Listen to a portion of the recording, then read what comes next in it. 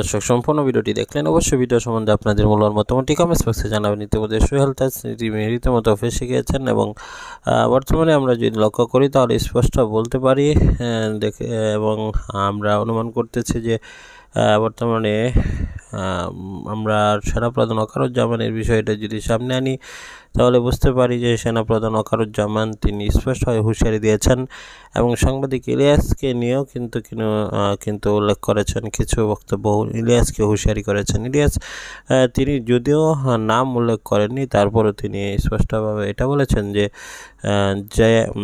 যারা জড়িত ছিল তাদেরকে শাস্তি দেওয়া হয়েছে এবং সেই শাস্তি যথার্থ সঠিক, এটার মধ্যে কোনো ভুল নেই, এটার মধ্যে কোনো আর দ্বিমত থাকার কথা নয়। কেননা সাংবাদিক ইলিয়াস কিন্তু তাদের মুক্তির বিষয়ে বারবার পোস্ট করছেন, আর তাদেরকে মুক্তি দেওয়ার পরেই কিন্তু সেনাবাহিনীদের মধ্যে একটি সমালোচনা ঝড় উঠছে। বলছে যে তারা জড়িত ছিল এবং সাংবাদিক ইলিয়াস বলছে জড়িত নয়, এটা নাটক। কারা সঠিক বলছে অবশ্যই এটি নিয়ে বিস্তারিত মন্তব্য